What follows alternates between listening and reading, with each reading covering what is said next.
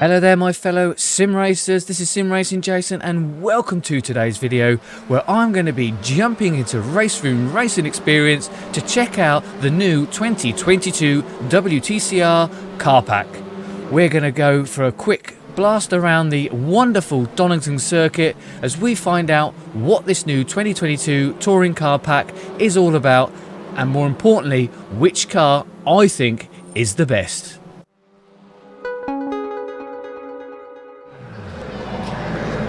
Okay, my tin top fans, here we are. We are at the back of the grid, ready for some tin top fun. As we check out these new 2022 spec WTCR cars for RaceRoom that have recently been released. Left side. Let's see how we get on. Now, what I have decided to do is to create a fictitious UK round of the World Touring Car Series because it gives me an opportunity to check out the ball-banging nature of these touring cars. Woo! Yeah, they are a bit spicy. So, as I was saying before, I was rudely interrupted there. Is that by making up my own UK round of the Touring Car Championship, I can check out the Donington Park circuit, which was released not that too far ago for RaceRoom, and I haven't really had a chance to properly check it out. So I thought, right, let's combine the two together. Car left. Clear left. Oh my God, there's a lot of cars, a lot of braking. Clear all around. Flaming heck. Right, I've done 2 or 3 races and I don't think the AI appreciated the way I treated them in some of my earlier races because I'm using adaptive AI which uses your driving sort of data to help sort of pick a level of AI that's best suited to you. And I think they're giving back to me what I give to them in some of my earlier races. Oh dear. But we live to tell the tale. So you'll notice it's not the world's biggest grid size, which is an unfortunate reflection of the real life WTCR series, which is having one of those lean periods that this big touring car championship sometimes goes through. You know, if it wasn't for the fact that the Lynk & Co team have entered what seems like about 20 cars all on their own, I exaggerate slightly, but they've got the biggest entry by far. Yeah, the grid would be a tad on the small side, but what do we get in the way of cars? Well, we've got this refreshed Hyundai Elantra, which I really like. There's the Lynk & Co, the Audi, the venerable Cupra, which appears in absolutely everything and anything, and the good old Honda Civic. They have received a little bit of a refresh, this Hyundai and the Honda. Oh my God, a bit deep there. Do seem to have been slightly tweaked and refreshed for 2022. So it's not a complete carbon copy of 2021. Because in last year's car pack, I thought the Audi was the better car. But this time round, I think this Hyundai is the better car. So if you're only going to buy one, buy this one.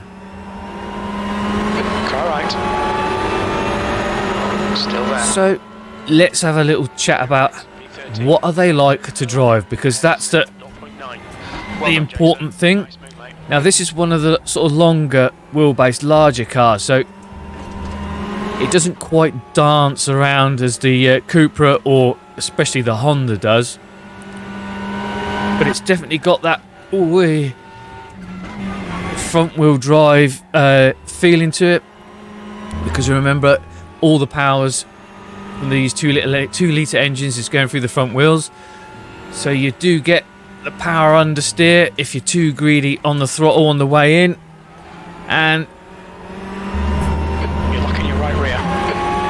if you brake hard and pitch the car quick in corners, you will get that light rear end. You'll lock a rear wheel, and you will get that back end try and rotate on you and be a little bit skippy, so that the touring car traits are shining through. Ooh, getting a bit close to this That's 5 minutes to go. chap here. Come on, stay focused. Apex But I tell you, I don't know, every year now, RaceRoom admittedly don't, you know, they've been struggling a little bit. They've got the WTCR license, they've got the DTM license, and you know, there's nothing really new and exciting in either series really. The DTM have just gone down the GT3 route, but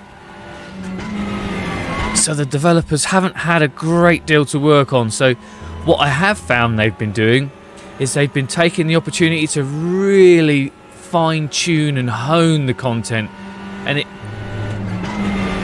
it's a pixel perfect representation.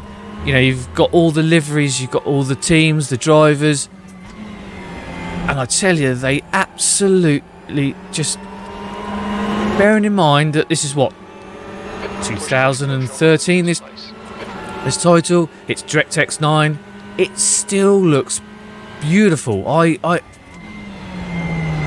love the sort of colour palette, the rather neutral look they use.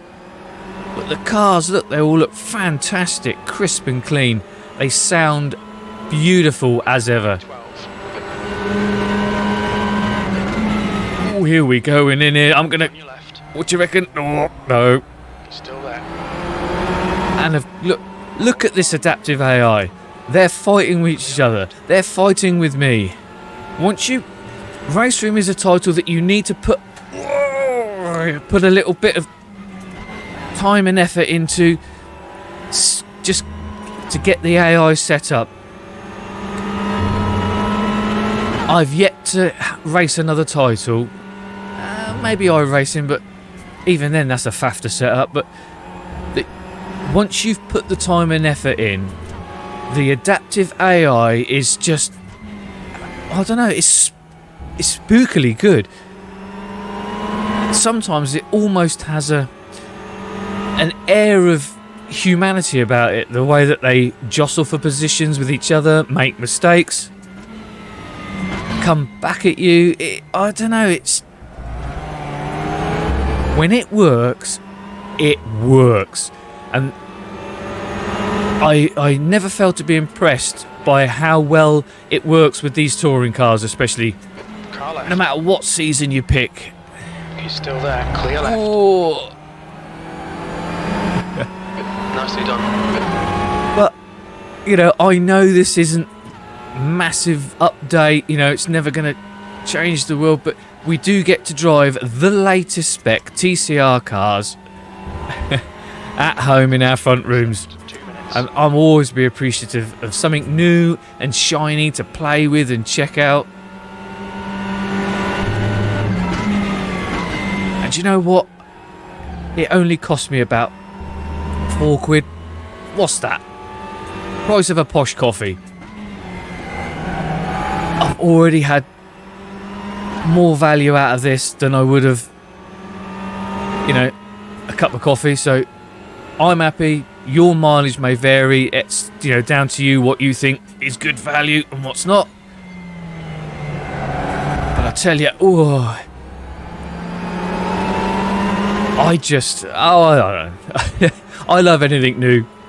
I love anything tin top. That's your quickest lap in this session. New fastest lap for Montet left side. And I really just love this. Oh, Hyundai. I love the challenge the AI give. Still there. Still there. Clear left. Oh. Whoa, look at that. Look, I forced an error there with the AI. Fantastic.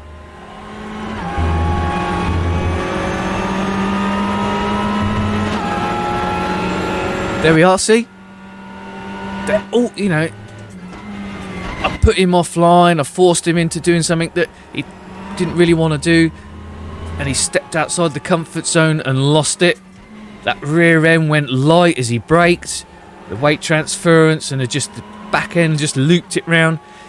It shows you how well that RaceRoom have an understanding of touring car physics and setup, and it just shows you that human edge to the adaptive AI. I really like this title.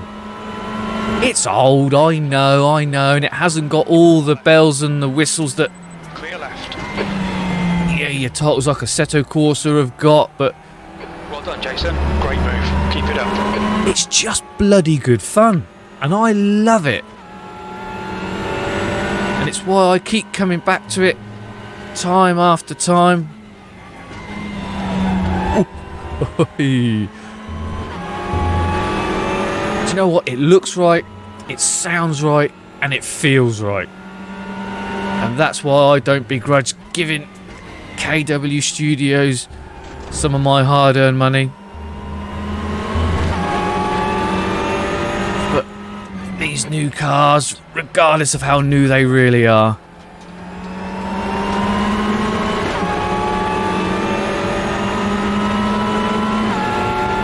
well, I think we're about to cross the line now. I'm pretty sure we're coming to the end. We've got a top 10 finish. I know there was only 17 cars on the grid, but I tried to keep it as realistic as possible to the real grid, even if it's not a real race. And there we go, 7th. I'm happy with that. Well, look, I hope you enjoyed my look at these new 2022 spec WTCR cars for RaceRoom. Do you know what? I'd like to know your thoughts in the comments. You know, I can't be very subjective because, you know, I'll buy anything new because I just get attracted by something new and shiny. And, you know, it's 22 instead of 21, so it's got to be better because it's a bigger number. But I want to know, how do you feel about sim racing titles releasing yearly updates when in real life the series that they follow are only making incremental changes, subtle refreshes? You know, is it worth something? Is it something that developers should be doing, concentrating on? Should they just skip a year, you know, wait for a major change in the series before they update and release it? Let me know what you think. Let me know. You know, I'm interested in getting a more balanced perspective on that issue. So, you know, comments, and while you're in the comments sections and scrolling down, give us a big thumbs up. That like helps appease the YouTube algorithm gods. Engage limiter. And it shows that, you know, people are enjoying this idiot sat behind a virtual wheel rambling on. You know, I can share my passion and interest with fellow racers. Oh, nowhere near the pit stop. Never mind.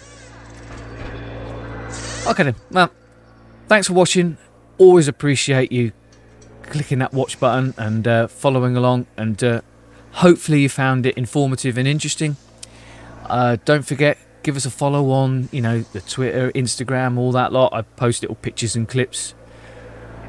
You might find them interesting, who knows? But as always, thanks for watching. Happy sim racing. I'll see you out on track. Bye bye for now.